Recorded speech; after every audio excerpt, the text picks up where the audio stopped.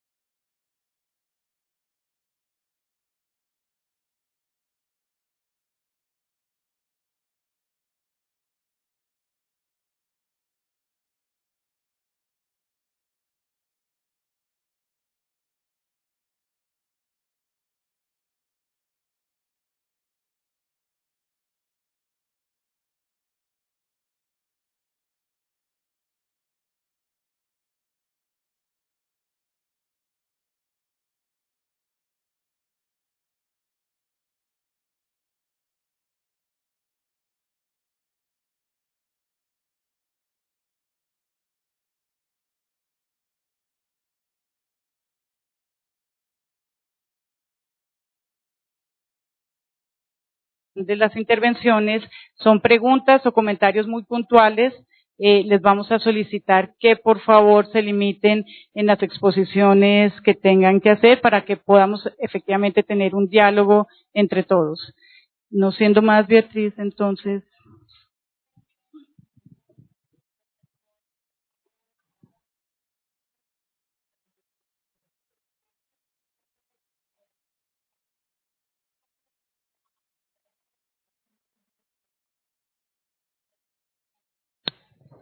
Buenos días a todos. ¿Está funcionando? Doctora Wendy, buenos días y gracias por darle este espacio a la Agencia Nacional de Minería para exponer lo que se ha venido trabajando alrededor de áreas estratégicas minerales, áreas estratégicas mineras. Saludo de manera especial a la mesa principal, al doctor Hildebrand y a la doctora San Clemente, que además hemos sido colegas y amigas en temas ambientales durante mucho tiempo. Me complace enormemente que estemos de alguna manera coincidiendo en temas de trabajo nuevamente. Me parece que este tipo de escenarios en los que nosotros tenemos la oportunidad de explicar el alcance de las decisiones o de las resoluciones de áreas estratégicas mineras son muy importantes. Y por supuesto que tenemos toda la disposición de darle respuesta a las inquietudes que se puedan presentar de cualquier parte, bien sea al interior del gobierno mismo o por fuera de él, a través de fundaciones o representaciones de los temas ambientales en el país y por fuera del país. El primer tema importante que se debe entender es que la motivación, la gran motivación del gobierno nacional con relación a estas medidas es el crecimiento, es la búsqueda del crecimiento y el desarrollo sostenible del sector minero. No tengo en este escenario que recordar cuál fue el panorama que se encontró con relación a los títulos mineros otorgados y con relación a los títulos mineros que pretendían o que estaban siendo solicitados en zonas excluidas de la minería o en zonas que tienen una especial protección o en zonas que tienen una especial protección.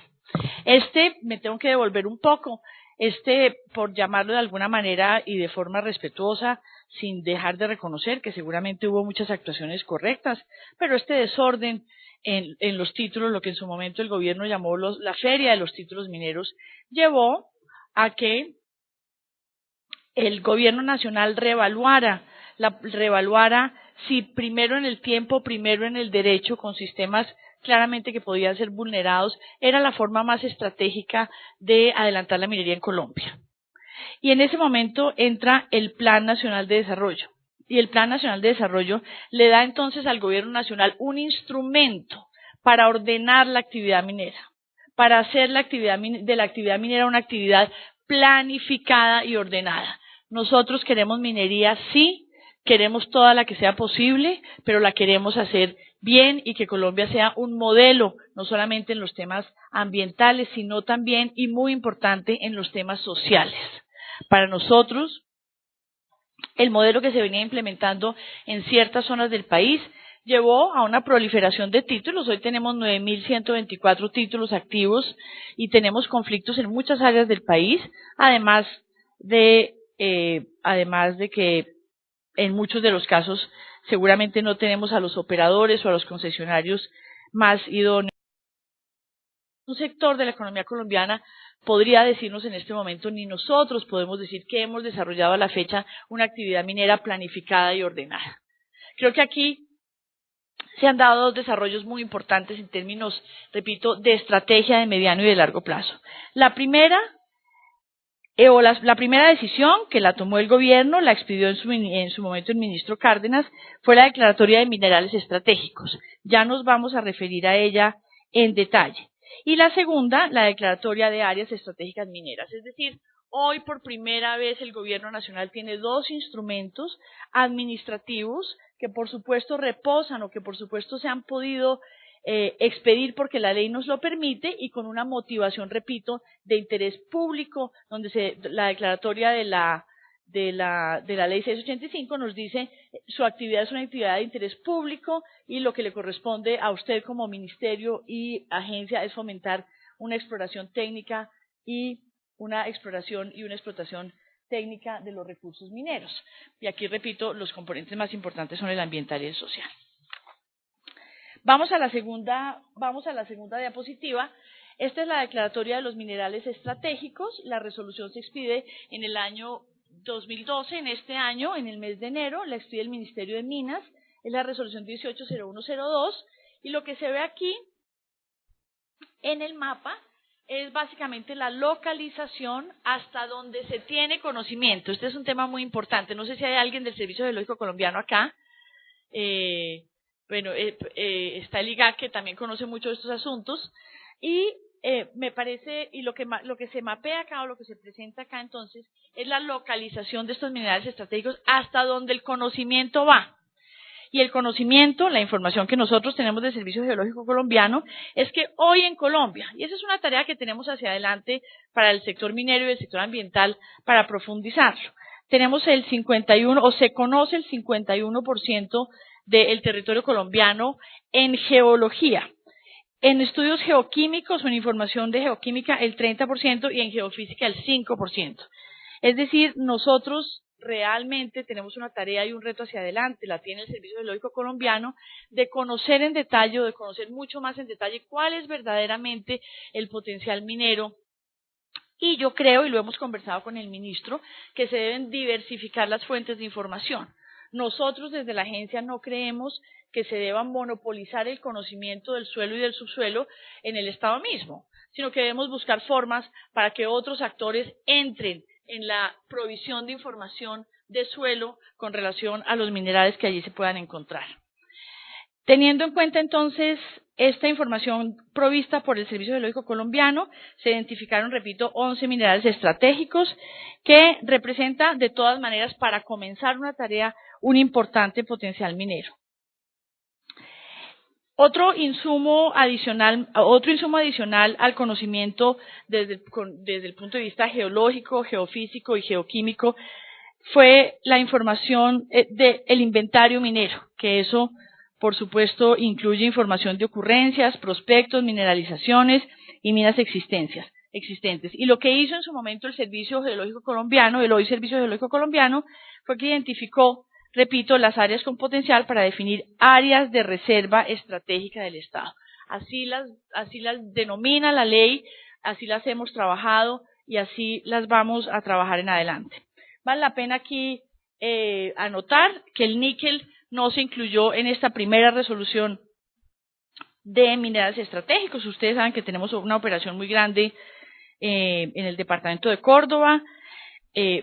Por supuesto que adelantamos unos estudios sobre el tema y hay una determinación o un conocimiento de que en Colombia habría o podríamos tener 0.5 millones de hectáreas con reservas con reservas de níquel o con recurso de níquel, pero esto no se incluyó también por unas consideraciones económicas de tendencias de precios internacionales a la baja. Vamos a ir concretando acá entonces lo que se ha hecho en términos de actos administrativos concretos.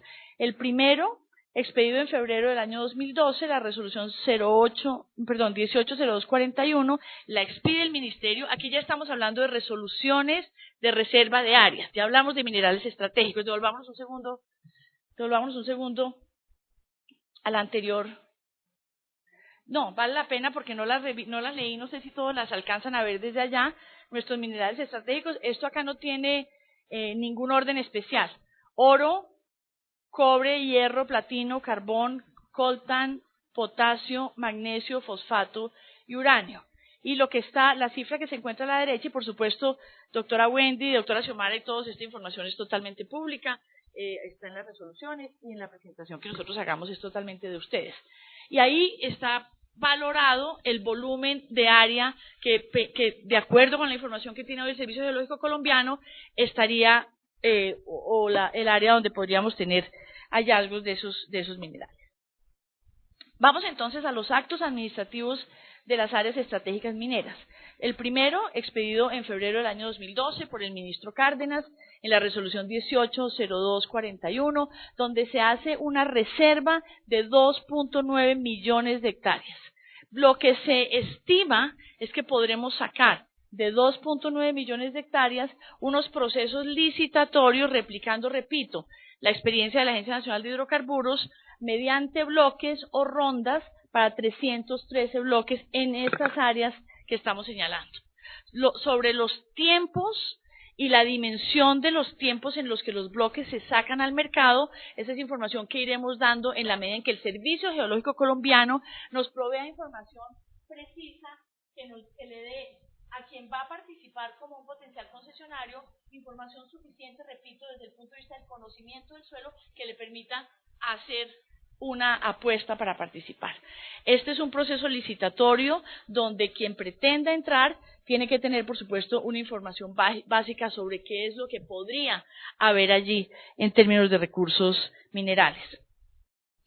La primera resolución incluye entonces, repito, 2.9 millones de hectáreas, 313 bloques, pensaríamos que se podrían adelantar, y estamos allí tocando los municipios de Bolívar, Antioquia, Caldas, Cauca, Cesar, Chocó, Huila, La Guajira, Nariño, Norte, Putumayo, Quindío, Risaralda, Tolima y Valle del Cauca.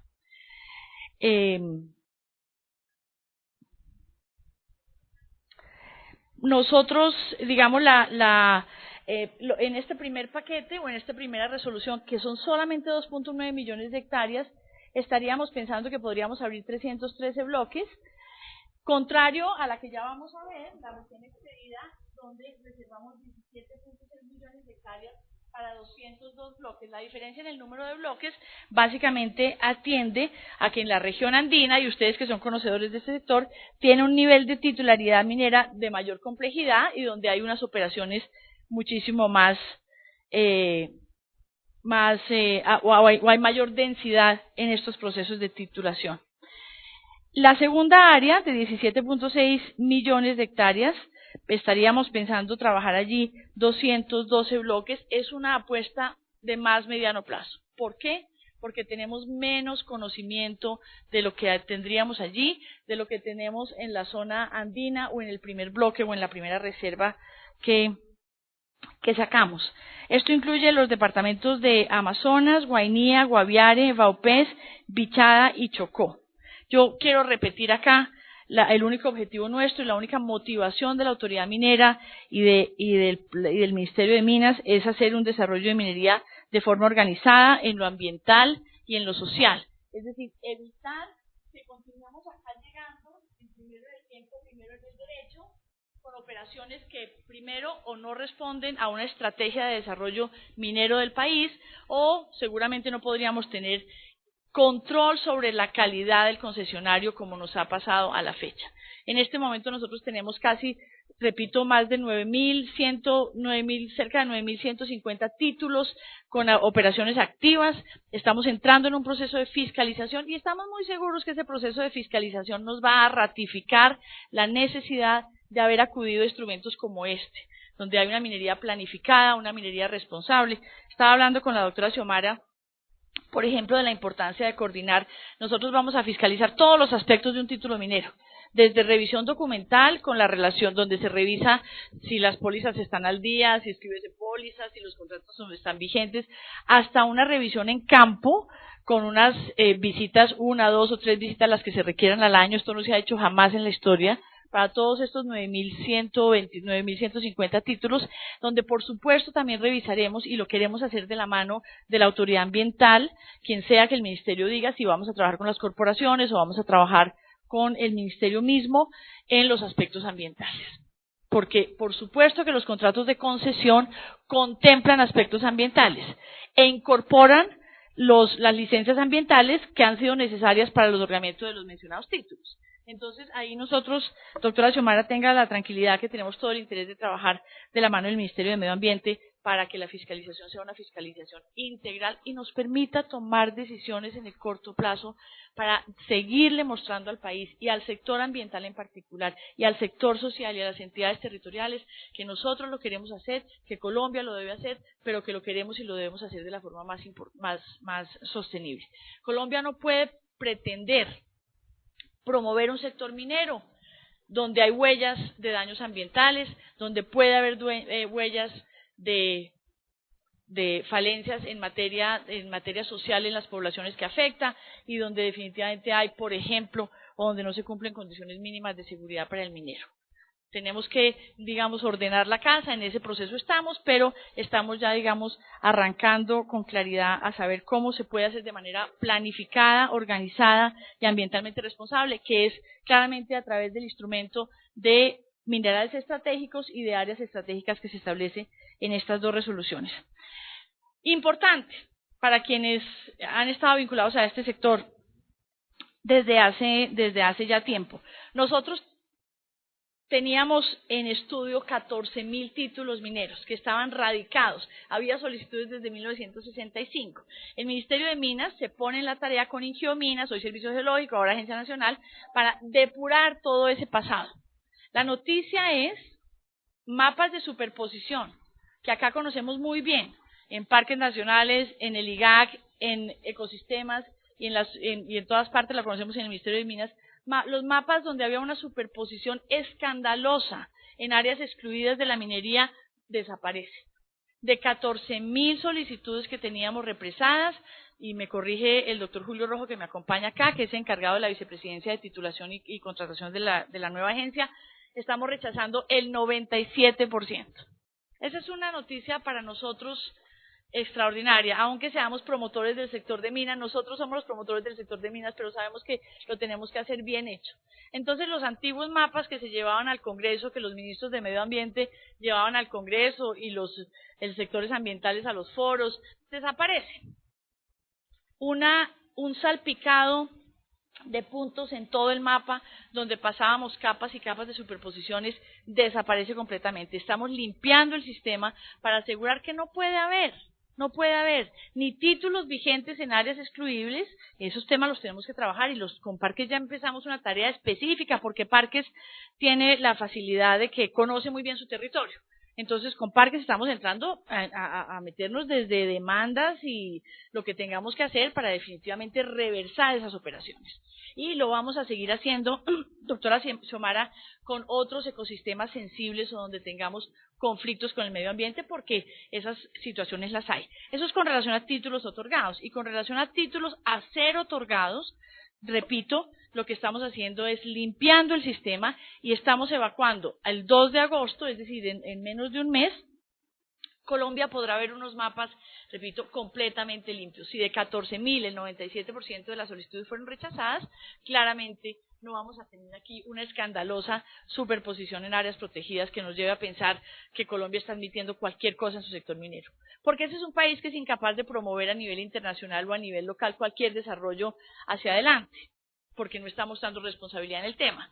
Y estamos hablando del plan de descongestión. Con el nuevo radicador, y estaba hablando también con el Ministerio sobre el tema, el nuevo radicador ya no va a permitir la radicación. Es decir, no va a existir el mapa de superposición, porque hemos incluido unas capas, lo llaman los técnicos, en el nuevo instrumento tecnológico que se llama el radicador, que de entrada me rechaza.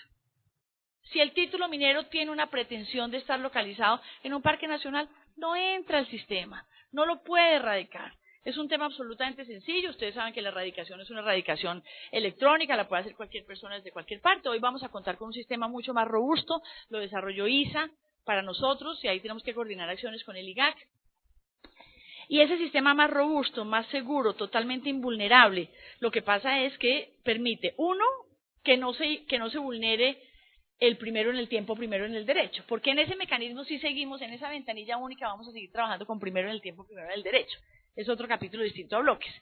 Y no solamente no se vulnera primero en el tiempo, primero en el derecho, sino que, repito, la tecnología de antemano, sin estudio de un funcionario público, rechaza cualquier intención de trabajar minería en zonas que la ley haya determinado como excluibles. Habríamos querido incluir muchísimas más capas de rechazo de plano, lo que nosotros estamos llamando rechazo de plano, pero desafortunadamente, como pasa, doctora Xiomara, en ley segunda, nosotros no podemos rechazar de plano porque entonces habría que estudiar una posibilidad de sustracción, porque la ley, como nos pasa en muchas otras categorías donde no depende de una determinación de ley del gobierno nacional, sino de permisos y estudios posteriores.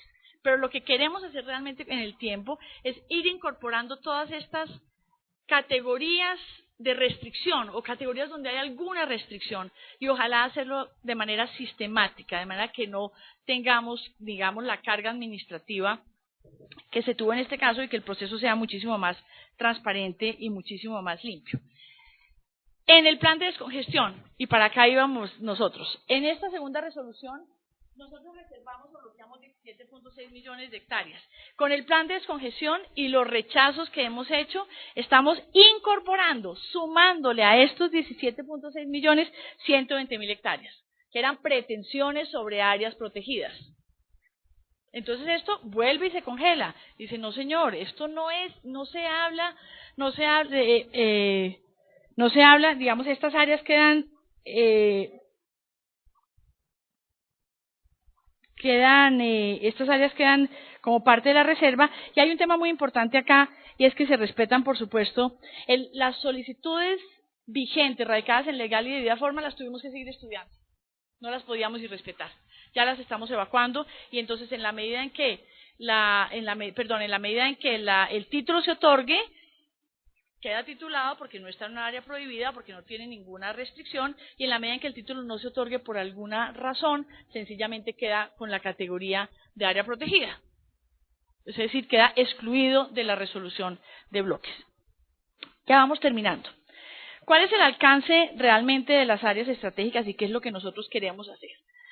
¿Por qué creemos que con esto podemos hacer una minería más planificada y ordenada? Primero, procesos de selección objetiva. No apliquemos el primero en el tiempo, primero en el derecho. Segundo, no incluimos áreas excluibles, o sea, acá no están de plano, de ninguna forma, ni parques nacionales, ni parques regionales naturales, ni humedales Ramsar, ni páramo, ni reservas forestales protectores. Y en la medida en que vengamos llegando, en la medida en que tengamos conocimientos precisos, técnicamente medibles, donde no tengamos la menor duda, iremos excluyendo ese tipo de categorías que deben ser protegidas. Respeta las áreas de inversión del Estado y las zonas de minería especial. Respeta las solicitudes mineras y títulos mineros vigentes. Con eso tenemos que seguir adelante. Controles de entrada. Lo que queremos hacer acá, como lo ha hecho Hidrocarburos, es definitivamente asegurar que solamente compiten los precalificados que tienen las mejores condiciones desde el punto de vista operativo, técnico, económico y el mejor compromiso en materia ambiental y en materia social. De otra manera no lo vamos a hacer.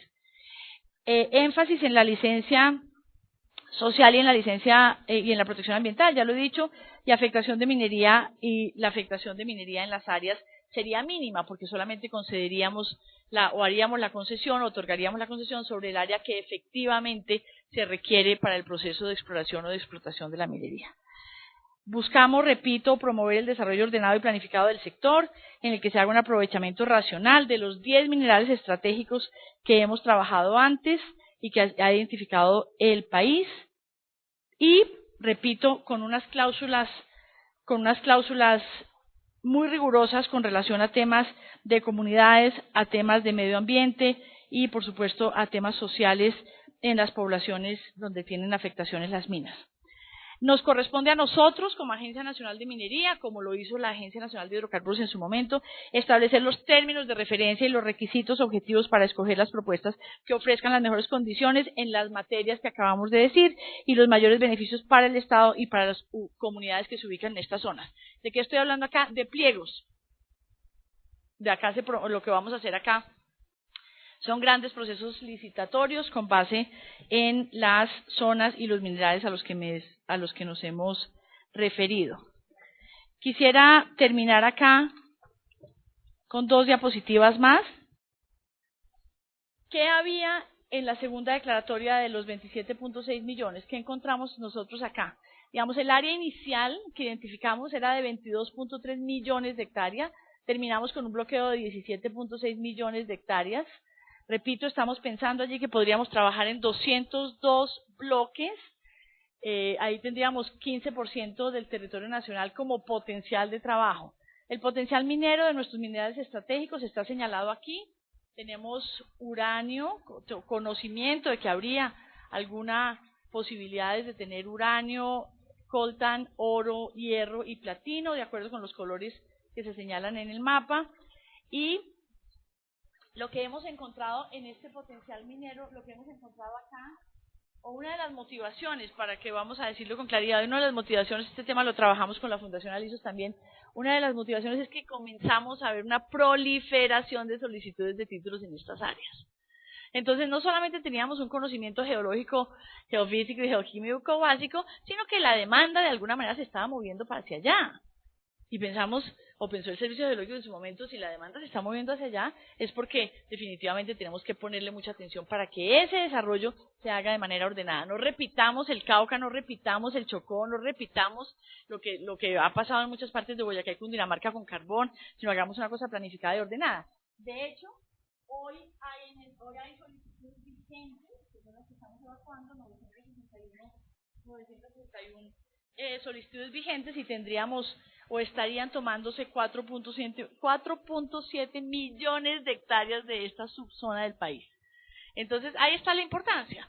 Si de alguna manera las condiciones, nosotros tenemos que respetar que la solicitud fue radicada en legal y debida forma y la vamos a estudiar, pero muy seguramente, doctor Julio, lo que se va a levantar de ahí es un rechazo de un porcentaje del 97, 98 o 100% de las solicitudes.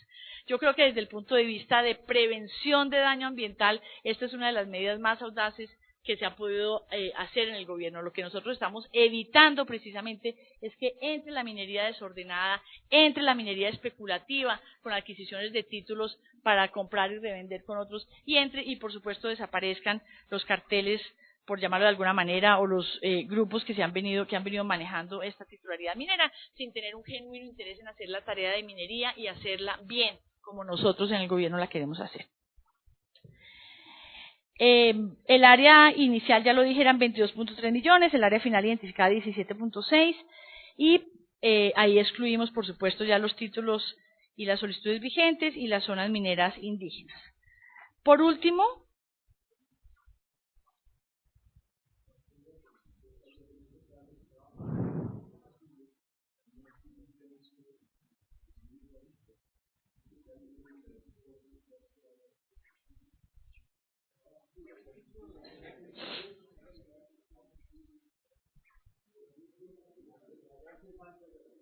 sí, Es que la convención puede haber un...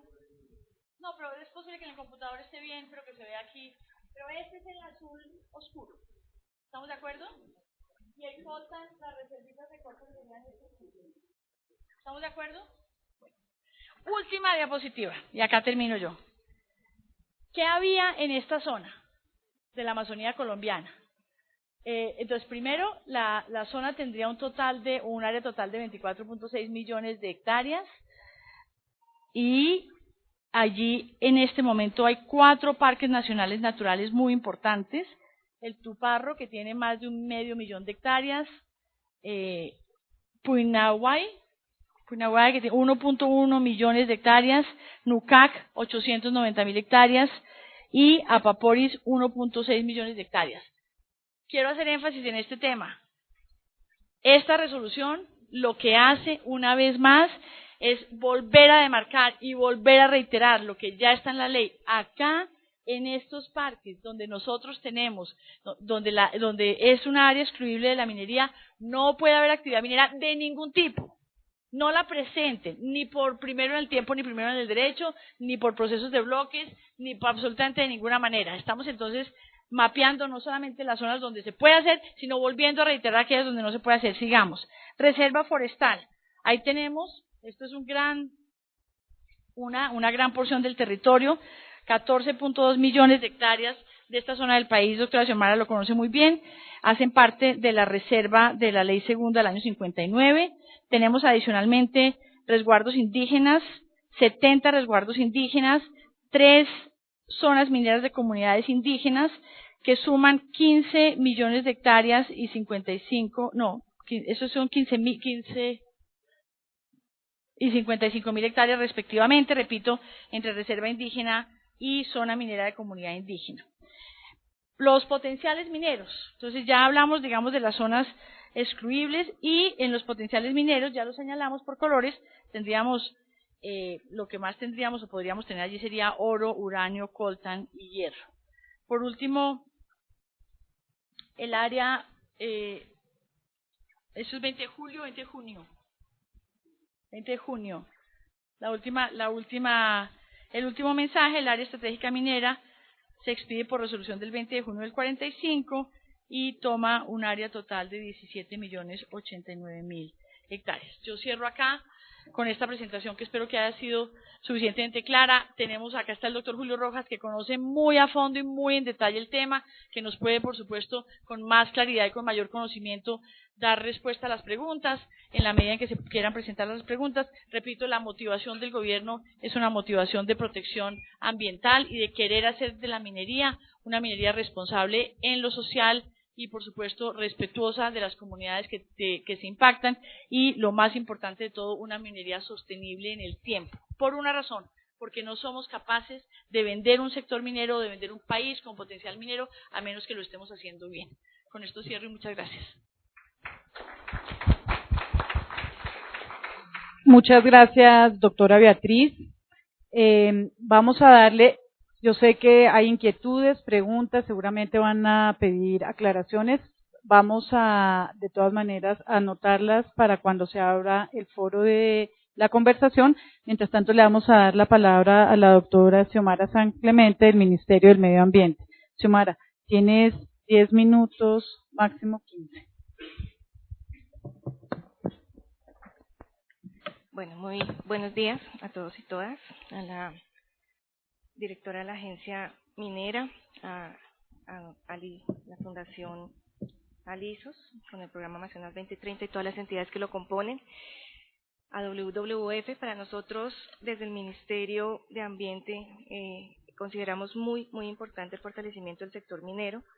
Creemos que mediante la creación de la Agencia Nacional Minera, especialmente en los temas relativos a sus competencias en materia de administración de recursos minerales del Estado y del seguimiento a los contratos mineros, es un avance fundamental si queremos tener una minería responsable.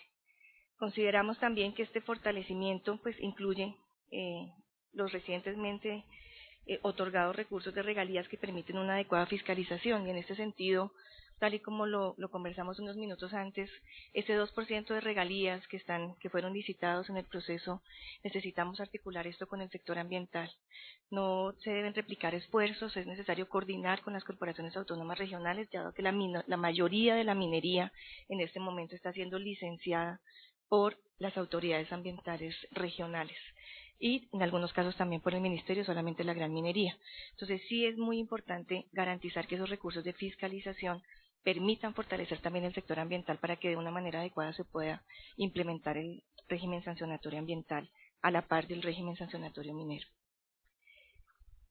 Esta declaración que se tomó con esta resolución para nosotros implica una decisión de ordenamiento territorial en las áreas que han sido objeto de la declaración, como ya vimos. Necesitamos que este desarrollo concreto y que quede claro para todos los interesados, para los usuarios, para la agencia, para quien pueda tener alguna duda, que en ningún momento estas declaratorias pueden incumplir las determinantes ambientales. Siempre se deben respetar. Estas determinantes ambientales son dadas por las autoridades ambientales, tanto para esta zona y especialmente para las zonas excluidas de la minería. Y ya las hemos venido mencionando, las áreas excluidas de la minería que fueron mediante la Ley 1382 del 2010 y la Ley 1450 del 2010, que aprobó el Plan Nacional de Desarrollo. Entonces los parques nacionales están ahí claramente como área excluida, los páramos, los ecosistemas de páramos, los ecosistemas de manglar, las áreas de coral, los humedales Ramsar. Las áreas en las que está restringida la actividad es básicamente en los manglares y en los humedales y en los pastos marinos.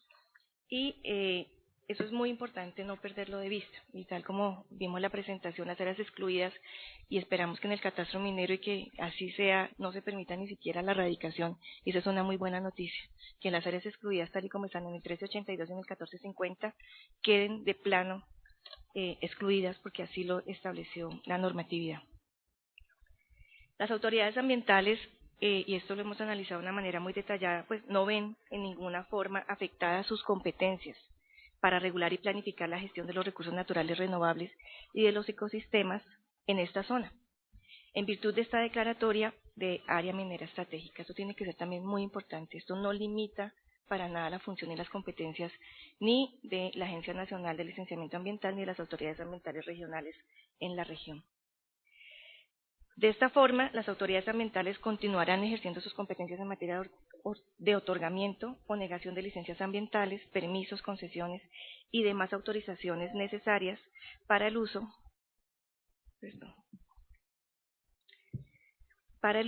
de recursos naturales renovables, así como la declaratoria de áreas protegidas, también para la declaratoria de sitios Ramsar, para la elaboración de planes de manejo de ecosistemas tales como humedales y manglares, para la ejecución de planes de ordenamiento forestal en la zona. Si vimos en esta zona, más o menos el 70% del área tiene una cobertura boscosa importante, de conformidad con los últimos mapas que nos entregó el IDEAN en el inventario en los mapas de bosque no bosque que salieron en diciembre del año pasado. Tampoco para la ejecución de esos planes de ordenación forestal y para el ejercicio de las funciones de control y vigilancia, así como para la aplicación del régimen sancionatorio. Entonces, este es un ejercicio importante de planificación, de organización del sector minero, que enhorabuena llega, pero es muy importante dejar claro que esto no impide para nada el ejercicio de las competencias de las autoridades ambientales. En el caso de las áreas estratégicas mineras que se declararon con esta resolución, como ya lo mencionó la directora de la agencia, están superpuestas un porcentaje importante, casi el 50%, con áreas de reserva de la ley segunda, que son áreas excluidas de la minería, pero en las cuales se puede hacer sustracción. Eso es muy importante. Y es importante también mencionar que como prohibidas o áreas excluidas de la minería están las reservas forestales protectoras. En esta zona no tenemos ninguna, pero en otras áreas seguramente esa categoría sí se va a presentar. En estas reservas forestales protectoras no se pueden realizar actividades mineras, no se puede hacer sustracción, a diferencia de las de ley segunda, en donde se puede adelantar un proceso de sustracción, siempre y cuando venga acompañado de un estudio técnico, económico y social que permita evaluar la viabilidad y las implicaciones de esa actividad minera en cualquiera de sus etapas en las obras y las actividades asociadas a el mantenimiento y manejo de la reserva en sí misma. Con esto, lo anterior pues implica que para tomar esta decisión de si es procedente o no adelantar la sustracción de la respectiva área. Entonces, independientemente de las áreas que han sido declaradas, de las etapas posteriores que van a venir en la concesión de los títulos, si ellos se encuentran en zonas de reserva de ley segunda, deben adelantar un proceso de sustracción. Y ese proceso de sustracción implica unos estudios para evaluar la viabilidad o no de otorgar la sustracción. Y posteriormente vendrán las etapas de licenciamiento que, como estamos hoy en día con nuestra legislación, solamente se dan en la etapa de explotación, pero la sustracción sí es previa a la exploración. En todo caso, la Ley 1382 del 2010 dispone que la autoridad minera, al otorgar el título, en este caso, el contrato de concesión de un área de reserva forestal diferente a la protectora, debe informar al concesionario que se encuentra en zona de reserva forestal y que por ende no podrá iniciar las actividades de exploración minera hasta tanto la autoridad ambiental no evalúe y decida sobre la pertinencia de sustraer o no el área. Para este efecto, el concesionario minero debe presentar los estudios que demuestren la adecuada coexistencia de las áreas mineras con los objetivos del área forestal. Digamos, eso es muy importante también tenerlo presente. En el caso en que proceda la sustracción, la autoridad minera, en concordancia con las determinaciones ambientales, fijará las condiciones para que la actividad y las actividades de exploración y explotación propuestas se desarrollen en forma restringida o solo por determinados métodos y sistemas, de tal forma que no afecten los objetivos del área de reserva forestal sustraída. Eso es también muy importante tenerlo presente, eso está en la legislación y debe armonizarse completamente con estas declaratorias. Para el Ministerio, y claramente en lo que hemos analizado, la declaratoria del área estratégica minera no es un obstáculo para que las autoridades ambientales continúen con el cumplimiento de su deber constitucional de conservar las áreas de especial importancia ecológica, las que están en el artículo 79 de la Constitución.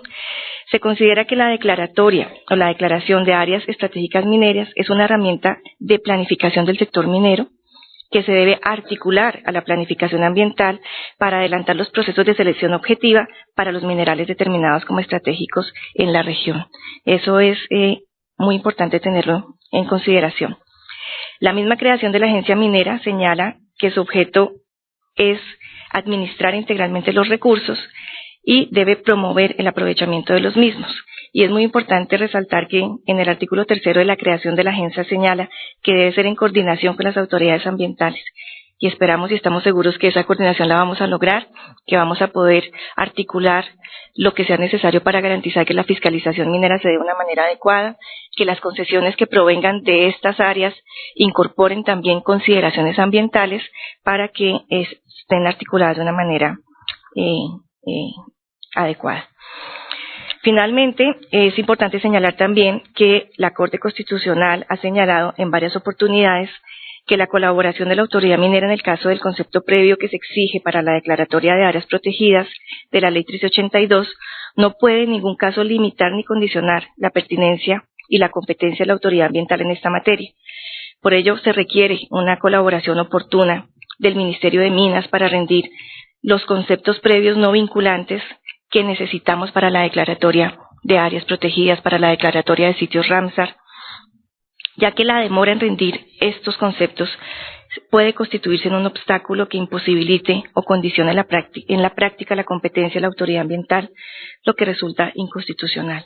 Para nosotros es muy importante saber que ya tenemos una agencia minera fortalecida, que tiene una dirección consciente, que tiene claras las competencias, que tiene conciencia ambiental además, y necesitamos articular los esfuerzos en esos conceptos previos no vinculantes que estamos necesitando para varios procesos de declaratoria de áreas protegidas que han estado muy demorados. Realmente hay unos en los que ya llevamos mucho más de un año esperando el concepto previo no vinculante.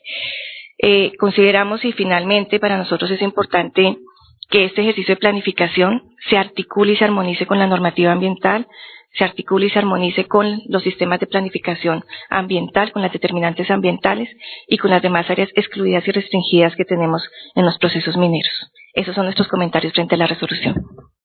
Gracias.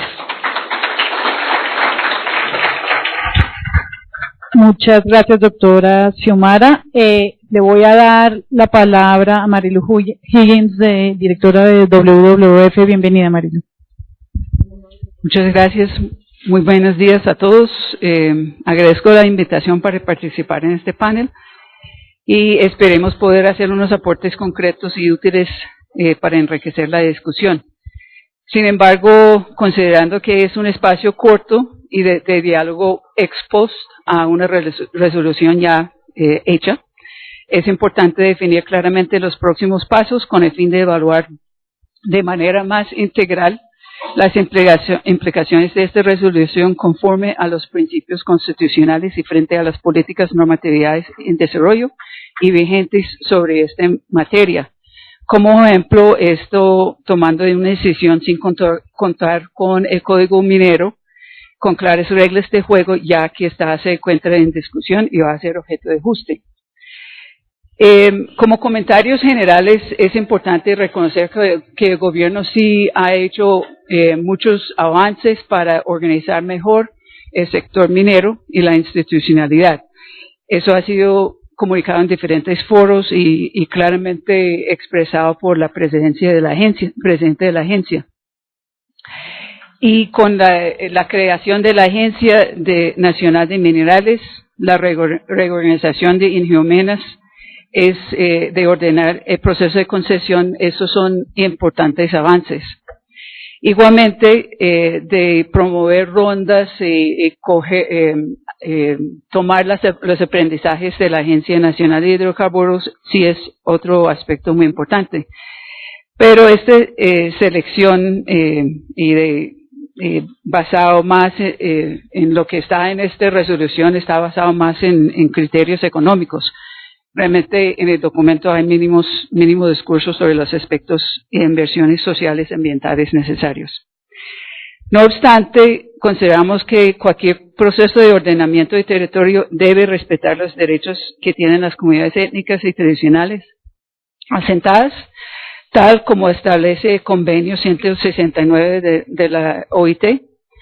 Y por lo anterior, es necesario que tal vez se evalúe de nuevo este tema de consulta previa, considerando que una alta porcentaje de las áreas, como vimos en los mapas, hasta en algunos casos más de 90% del departamento, son territorios colectivos o resguardos indígenas. Asimismo, con una propuesta tan expansiva, es primordial para la planificación sectorial llevar a cabo un análisis estratégico ambiental de territorio, considerando el posible desarrollo de procesos de infraestructura vial y energética que puedan tener impactos aún mayores que la actividad minera, corriendo el riesgo de alimentar conflictos fronterizos territoriales por explotaciones que se avalen en la zona de frontera.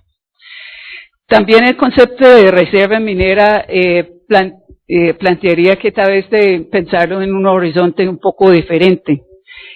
Una reserva de solo 10 años es muy cortico, que contemplando un horizonte de muchos más años, de 30, 40 años, especialmente en una zona que es la zona de mayor integridad ecológica de la Amazonía colombiana y que tiene probablemente la mayor vulnerabilidad socioambiental que existe y de acuerdo con el estudio que hizo el Servicio Geológico, esta zona cuenta con menos información de tipificado de tipo 3 que de todos los estudios. Detectamos varios riesgos y inconvenientes en el contenido de la resolución y su posible implementación. Y quiero mencionarlos brevemente: aspectos conceptuales y procedimentales, aspectos técnicos y aspectos jurídicos. Primero que todo, en lo conceptual y procedimental. Es un proceso de ordenamiento solo de la óptica minera, fraccionando el proceso de toma de decisiones sin considerar una visión más integral de territorio que abarque los ecosistemas, el suelo, el subsuelo, las poblaciones que habitan en esta zona. Esto conlleva a que el sector minero se vuelve el determinante del ordenamiento territorial, generando posibles conflictos y poniendo en riesgo el desarrollo sostenible. Segundo, la resolución no muestra aspectos muy concretos en lo socioambiental que han sido consultados y considerados en su formulación. Y considerando que es una zona, como ha sido mencionado, de mayor cobertura forestal, de áreas protegidas y áreas indígenas, esto merece una consideración muy cuidadosa. Considero que muestra una contradicción con los criterios utilizados en el análisis de servicio ecológico con base en la técnica de esta resolución que está declarando de la resolución 18024, porque ahí excluyeron muchas más áreas que están en caso con esta resolución. ¿Cuáles son las implicaciones de la resolución dado que el UPME está adelantando las actividades preparatorias para la formulación del Plan Nacional de Ordenamiento Minero? ¿Y qué sentido y qué coherencia tiene adelantar este proceso de definición de áreas estratégicas mineras de manera independiente de este proceso? ¿Cuáles son las implicaciones para el declaratorio futuro de áreas de conservación? Si Umara hizo referencia a esto y tal vez esto ya está aclarado en el caso de sitios Ramsar, áreas protegidas, pero hay una duda en este sentido. Desde lo técnico, la resolución hace explícito dos regímenes de suscribir contratos de concesión. Un régimen ordinario, como establece el actual Código de Minas, y de concesión especial a través de procesos de selección objetiva, que esto sí es un avance. Pero ¿no sería más lógico que el país unifique todos los procesos de concesión de minería, incluyendo los criterios socioambientales lo más estrictos posibles y respetando el principio de precaución? La resolución aclara en sus consideraciones que la definición de áreas se realiza en base del documento de servicio geológico.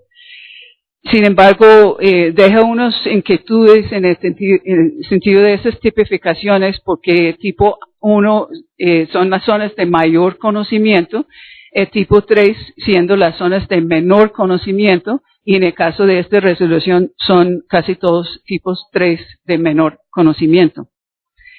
El área de las zonas de reserva minera estratégica para la adjudicación mediante procesos de selección objetiva conforme a la resolución es mucho mayor que lo recomendado por el Servicio Geológico y que ya ha sido declarado en esta resolución de 18024, que ya ha sido presentado.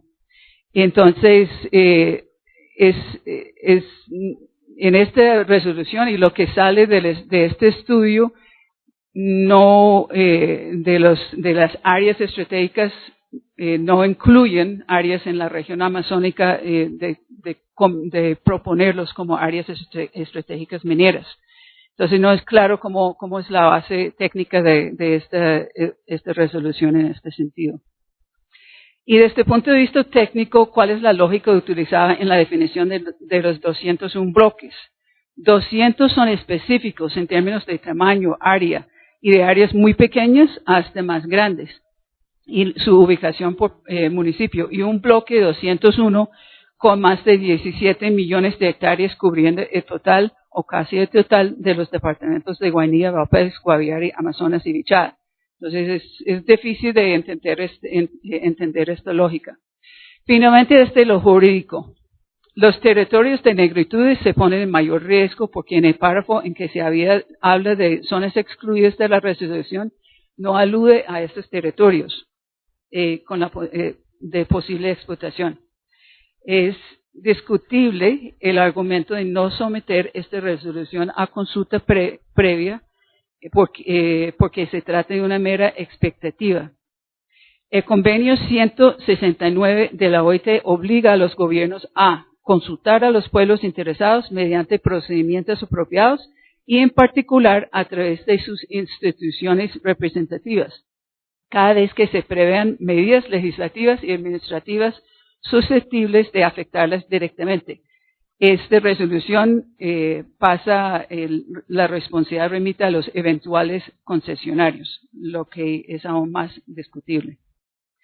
Si como expresa el gobierno a través de la agencia la idea es ordenar y controlar el proceso de concesión, porque se excluyen títulos otorgados. Esto tal vez ya ha sido aclarado por la doctora Uribe, de que van a ordenar estos aspectos.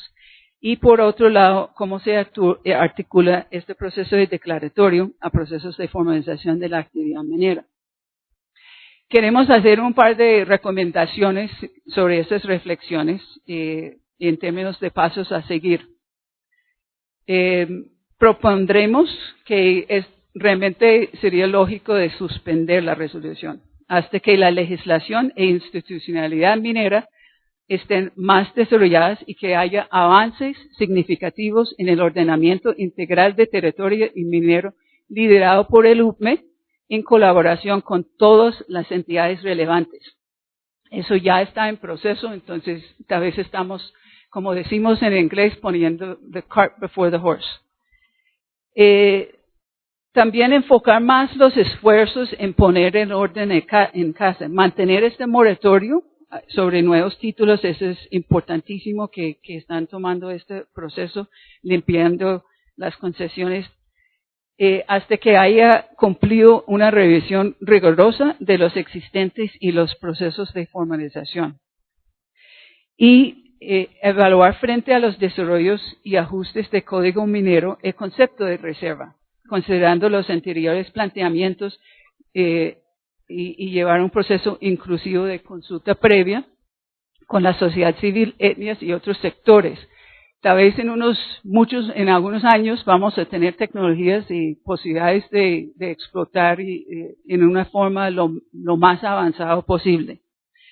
Y finalmente, ya ha sido mencionado, pero importante responder con brevedad a las solicitudes al Ministerio de Minas de conceptos previos no vinculantes de nuevas áreas protegidas y como sitios Ramsar en Heredia, que lleva más que un año sin respuesta y la posibilidad de no proceder con su conclusión. Muchas gracias.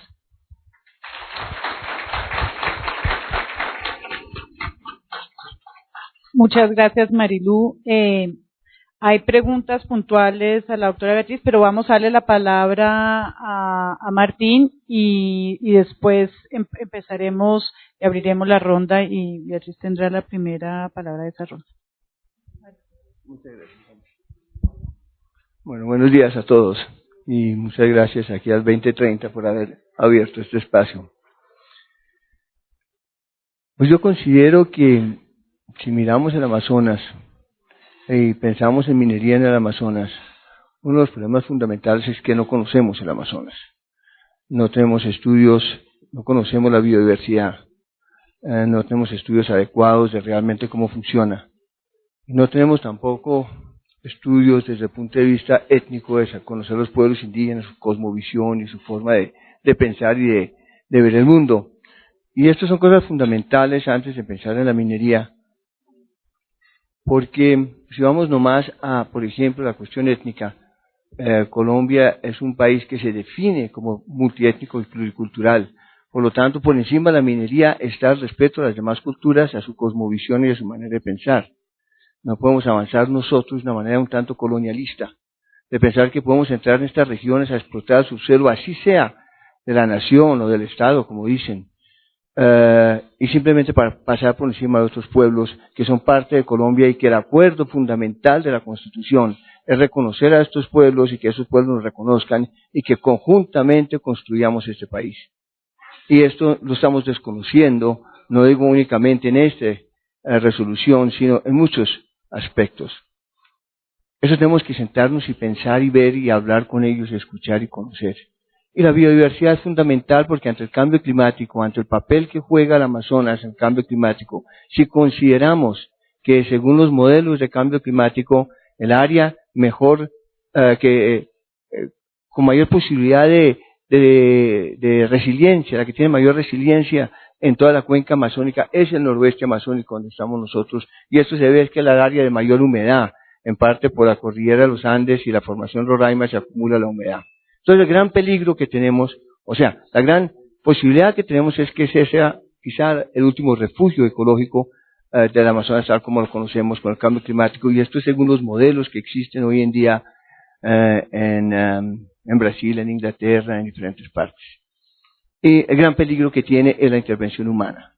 Entonces la intervención humana es la que pone en riesgo la existencia de quizás los últimos refugios, tanto ecológicos, ambientales como étnicos, en la cuenca amazónica. Entonces estamos ante una situación de una enorme responsabilidad. Y tenemos que ver esto de esta manera.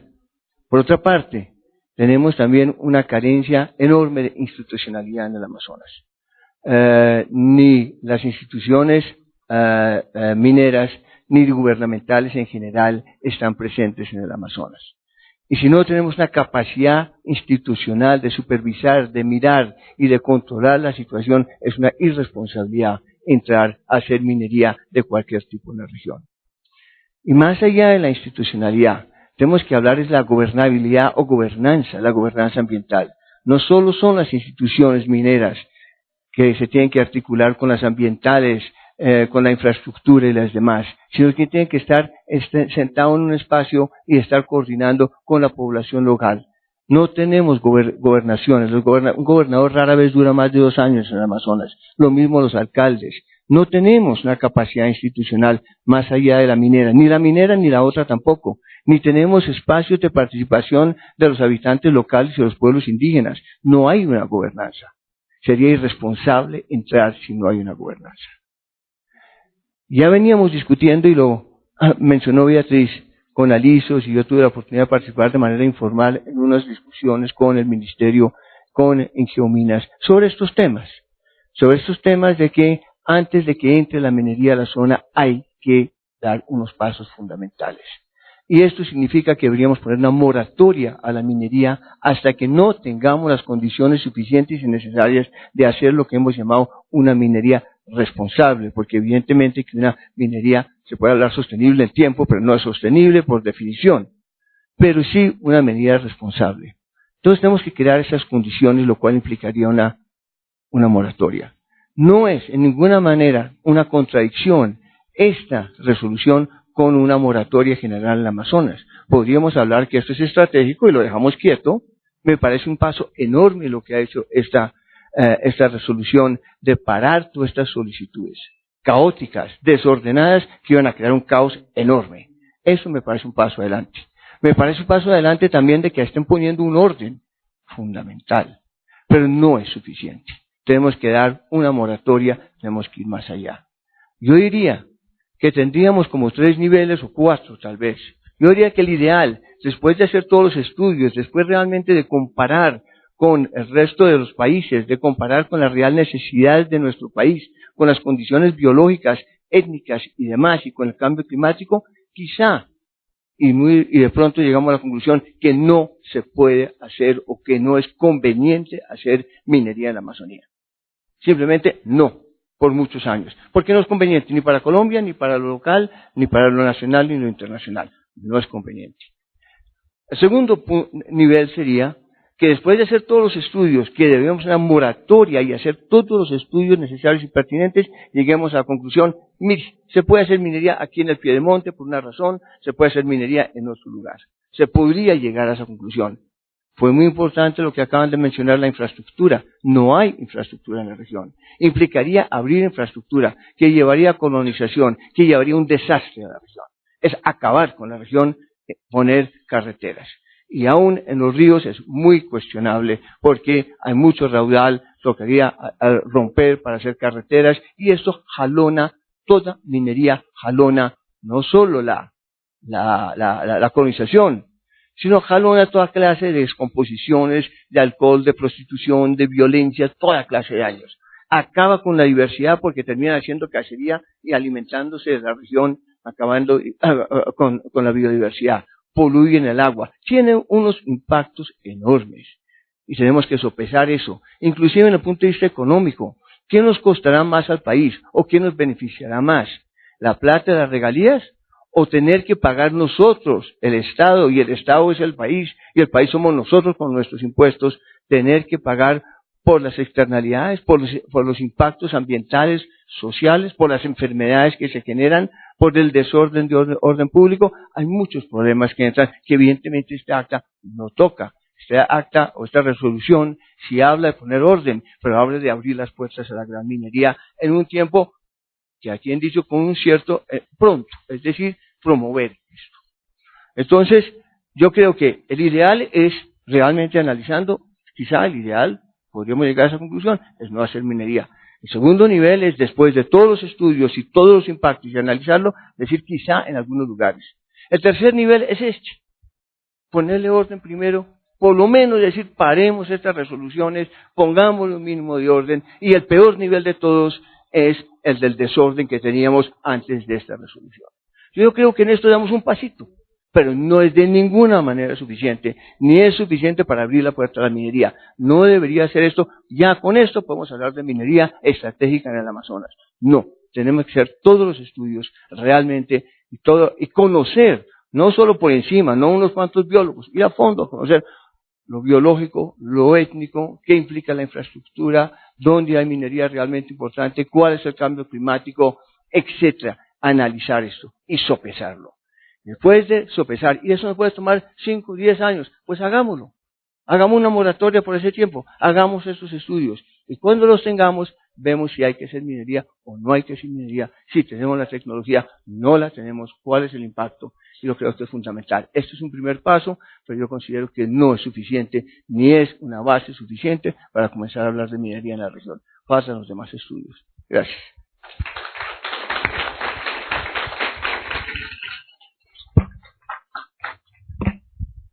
Muy bien, gracias Martín, Marilú, Xiomara y la doctora Beatriz. Voy a darle paso a la doctora Beatriz que responda lo que los panelistas en la mesa le han planteado e inmediatamente voy a abrir la mesa para que por favor Catalina y Camila repartan los micrófonos y les voy a dar orden. Vamos a tomar preguntas de a bloque de A3. Muy bien, gracias. Gracias Wendy, gracias a los panelistas. Primero, yo quiero agradecer enormemente las anotaciones que los panelistas han hecho acá. No solamente la institucionalidad ambiental pública colombiana, sino también dos visiones expertas muy importantes, la del doctor Martín y la doctora Marilú.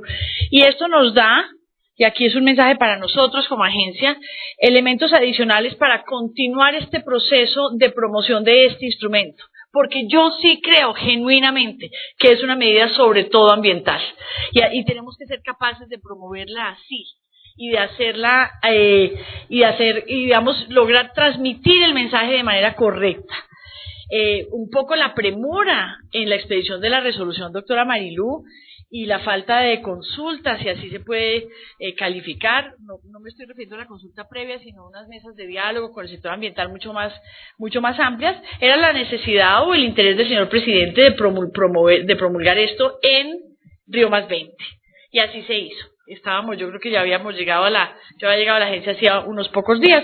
Con seguridad nos habría podido enriquecer la construcción de esta resolución, de un diálogo más detallado con el sector ambiental, pero creemos sin duda, que la medida es una medida audaz y es una medida protectora del medio ambiente sobre todas las cosas.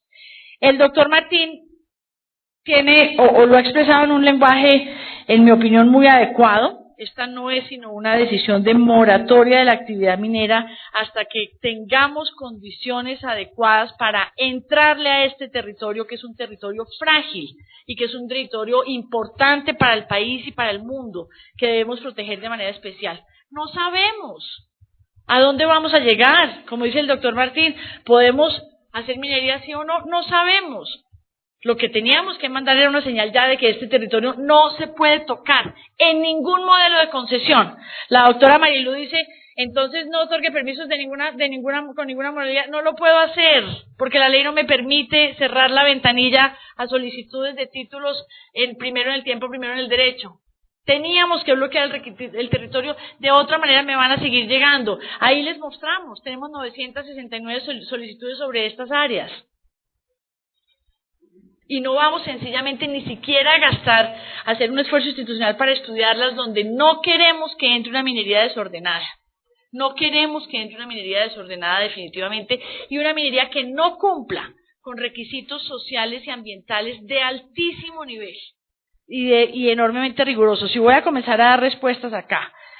¿Que no se incorporan los determinantes ambientales? No es cierto. Ahí vimos los mapas, no sé si la doctora Marilú había alcanzado a llegar, pero claramente en los mapas que mostramos lo que hicimos primero, para empezar, fue incluir los determinantes ambientales, para ser capaces de tomar unas decisiones sobre bloqueos de áreas que pueden tener potencial minero a futuro, pero los determinantes ambientales, primero que todo, fue la primera dentro de los estudios previos que hicimos para esta decisión, que fueron muchos y muy detallados. Lo primero que se hizo fue incorporar los determinantes ambientales hasta donde hay información.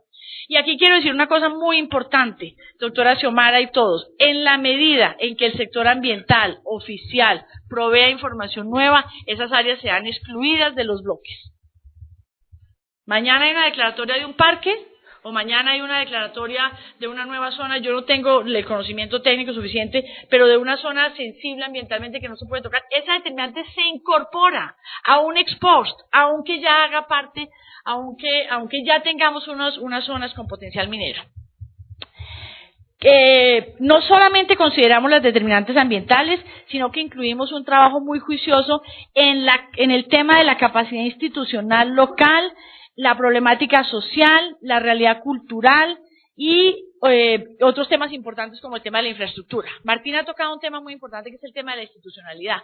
Y aquí no queremos ser irrespetuosos con la región, pero permítanme decirles, sin esta resolución vamos entonces a primero en el tiempo y primero en el derecho y vamos a dejar en manos de entidades territoriales, y lo digo con el mayor respeto, decisiones de licencias ambientales y decisiones de licencias, en el caso de minería no existe porque nosotros la tenemos totalmente manejada de manera centralizada y ya hemos eliminado las delegaciones para concesiones, o estamos eliminando las delegaciones para concesiones mineras de parte de las entidades territoriales. Vamos a tener presencia regional, pero a través de la agencia. Una medida más, doctor Martín, como usted dice, precaria, insuficiente, débil todavía, con un único propósito que se llama ordenar el territorio. Tenemos, y les pregunto a ustedes, conocedores de la Amazonía, condiciones institucionales acá para abrirle las puertas a estas 27.6 millones de hectáreas a la minería, con la metodología primero en el tiempo y primero en el derecho. No. Tenemos infraestructura que necesita el minero pequeño, mediano o grande para desarrollar este sector de manera organizada, o vamos a permitir una devastación completa para abrir unas vías irregulares con procesos informales e ilegales como nos ha pasado en el Cauca, en el Chocó, en Antioquia y en otros departamentos del país. Definitivamente no. Entonces, a mí, digamos, yo me siento suficientemente tranquila con que se tuvo un conocimiento claro sobre determinantes ambientales y sobre la realidad institucional de infraestructura social y cultural de la zona antes de tomar esa decisión. Unificar los procesos de concesión en un solo proceso, al contrario, y deberíamos abrir todos los posibles. Yo no quisiera hacer todo el país en bloques, porque no todo el país es igual. Creo que debemos mantener la ventanilla única de primero en el tiempo, primero en el derecho. Definitivamente sí, para muchas actividades estratégicas, para minerales estratégicos, y ahí podemos lo que pasaba era que el sistema no funcionaba y se saltaba la cola y le metían información y llegó, digamos, a presentar el colapso que se presentó. También se ha sugerido aquí entre los panelistas que eliminemos la resolución, deroguemos la resolución. Eso significa abrirle la puerta a una zona del país especialmente valiosa desde el punto de vista ambiental, particularmente frágil y que no puede de ninguna manera, y no tenemos la capacidad institucional ni local ni a nivel nacional para promover una minería de manera responsable en esa región del país. No lo podemos hacer. Y nosotros no podemos tampoco cerrar la puerta a la minería a menos que tengamos un instrumento como este. Quiero recordarles que desde febrero del 2011 el gobierno no recibe una solicitud minera. Está congelado el sector minero, todos ustedes lo saben, para todo el país. Se cerró. Tomamos la decisión de evacuar lo que hemos llamado el plan de descongestión y de montar un nuevo sistema de radicador o de dentro del catastro minero, lo que se llama acá el catastro minero, para hacer la tarea de manera responsable. Suspender esto por más tiempo no lo podemos hacer, porque también esto tiene unas implicaciones sobre actividad económica y sobre empleo. Lo que estamos convencidos es que lo queremos hacer y lo queremos hacer bien hecho. En el tema de consulta previa, tenemos un concepto del Ministerio del Interior, doctora Marilú, que por supuesto se lo podemos facilitar, donde el Ministerio del Interior nos confirma que no era necesaria una consulta previa, y esa es la única autoridad sobre el tema, el Ministerio del Interior. Y no era necesaria sencillamente porque este instrumento estaba previsto en la Ley del Plan Nacional de Desarrollo, una ley, por supuesto, que surtió un proceso de consulta previa integral. Entonces, este tema ya está, la excusa no es que sea una mera expectativa, la excusa es que nosotros, por supuesto que lo consultamos. Por supuesto que lo consultamos al Ministerio del Interior. Capacidad institucional, me parece que es un tema fundamental que tocó el doctor Martín, en el sentido que tenemos o no tenemos gobernabilidad. ¿Qué le ha pasado a la Amazonía? ¿Qué le ha pasado a esta zona del país? ¿Tenemos la suficiente capacidad institucional para responder a los retos y al nivel de minería que debemos tener allí? No la tenemos, ni siquiera la tenemos a nivel central. ¿Estamos nosotros como agencia en capacidad de vigilar una actividad minera prolífica y grande en esta zona del país? No la tenemos. Hoy no tenemos condiciones, y esta decisión, y muy bien lo ha dicho el doctor Martín, es una decisión de moratoria hasta que se den ciertas condiciones, no solamente de conocimiento científico del suelo, sino conocimiento más profundo de las fragilidades ambientales, conocimiento más profundo de los asuntos sociales, detección, por ejemplo, que podamos detectar, por ejemplo, cuáles son las necesidades de fortalecimiento institucional en ciertas regiones del país, en ciertos municipios del país. Entonces hay municipios a los que nosotros no vamos a querer entrar sin tener unas condiciones básicas de donde tengamos una contraparte institucional capaz de soportar la actividad minera de manera responsable en lo social y ambiental. Es decir, tenemos que tener autoridades locales que no tengan de ninguna manera precio en un proceso de exploración o explotación minero, que de ninguna manera se puedan vulnerar las condiciones de un contrato desde la autoridad local. Yo cerraría con esto. Estoy por supuesto totalmente dispuesta a responder todas las preguntas. Creo que acá repito, lo que se ha dicho acá es muy valioso para nosotros, para enriquecer nuestra posición frente a este tema. Yo diría que en general lo que estoy sintiendo hasta ahora de esta institucionalidad que está representada en esta mesa es que en general hay un entendimiento pleno sobre lo que se ha hecho. Y creo que nos han dado elementos muy importantes para trabajar a futuro. Usted va a hacer minería, dice el doctor Martín, ¿en qué plazo lo va a hacer y en qué condiciones lo va a hacer?